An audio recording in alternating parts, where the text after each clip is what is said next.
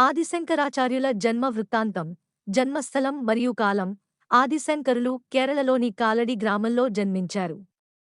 కాలం సుమారు క్రీశ 788. కొన్ని ఆధారాల్లో 820 అని కూడా ఉంటుంది. కానీ ప్రాచీన సంప్రదాయ గ్రంథాలు 788ని సూచిస్తాయి. తల్లిదండ్రులు: తండ్రి శివగురు, తల్లి ఆర్యాంబ. వీరు నంబూదిరి బ్రాహ్మణ దంపతులు. చాలా కాలం వీరికి సంతానం కలగలేదు.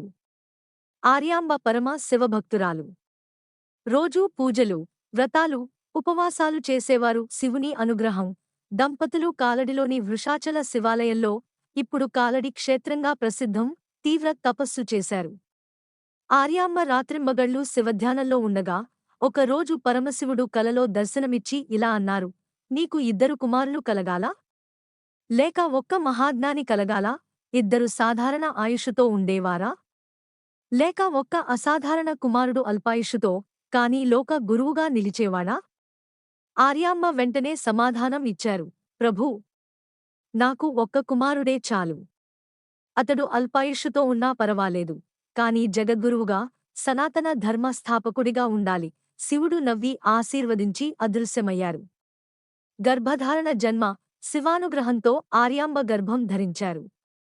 వైశాఖ శుద్ధ పంచమి, వైశాఖ మాసం, శుక్లపక్షం 5వ రోజు నాడు శంకరులు జన్మించారు. ఆ క్షణం నుండే గ్రామమంతా దివ్య కాంతితో నిండిపోయిందని, శివాలయంలోని దీపాలు స్వయంగా ప్రజ్వలించాయని పురాణ కథనం. బాల్య విశేషాలు: చిన్న వయసులోనే వేదాలు కంఠస్థం. 2-3 ఏళ్లలోనే శ్లోకాలు స్వయంగా రాయడం. 5 ఏళ్లలో ఉపనయనం జరిగి, గురుకుల ప్రవేశం. ఏళ్లలోనే 4 వేదాలు, 6 వేదాంగాలు, ఉపనిషత్తులు అభ్యసనం పూర్తి. 8 ఏళ్లకే బ్రహ్మసూత్రాలు, భగవద్గీత, ఉపనిషత్తులపై అపూర్వమైన వ్యాఖ్యాన జ్ఞానం. అంత చిన్న వయసులోనే పండితులతో శాస్త్ర చర్చలు చేసి వారిని ఆశ్చర్యపరిచారు. తండ్రి మరణం, తల్లి సంరక్షణ. శంకరులు చాలా చిన్న వయసులో ఉండగానే తండ్రి శివగురు పరమపదించారు. ఆ తర్వాత శంకరుల పెంపకం మొత్తం ఆర్యాంబ చూసుకున్నారు. మొసలి ఘటన, సన్యాసానికి సంకేతం. ఒక రోజు పూర్ణానదిలో స్నానం చేస్తుండగా ఒక మొసలి శంకరుల కాలిని పట్టుకుంది. అప్పుడు శంకరులు గట్టిగా తల్లిని పిలిచి అన్నారు: అమ్మా!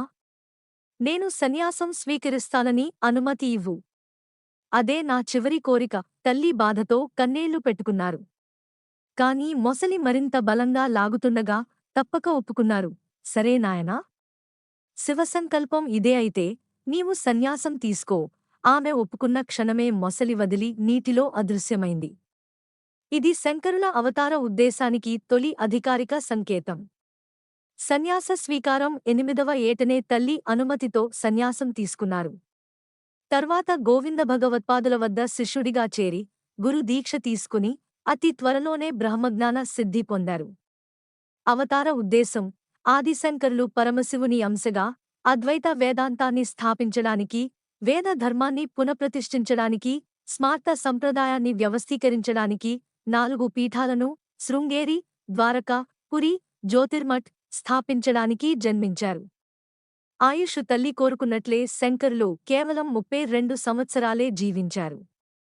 కాని ఆ 32 ఏళ్లలోనే భారతదేశం మొత్తం పర్యటించి, తత్వశాస్త్రాన్ని పునర్నిర్మించి, హిందూ ధర్మానికి శాశ్వత దిశను ఇచ్చారు. కథ సారాంశం: సంతానం కోసం చేసిన శివతపస్సు, ఒక్క మహాజ్ఞాని కోసం తల్లి సంకల్పం, వైశాఖ శుద్ధ పంచమి జన్మ, 8 ఏళ్లకే సన్యాసం, 32 ఏళ్లలో ధర్మస్థాపన, శివాంశ అవతారం. శివోహం, శివోహం, శివోహం.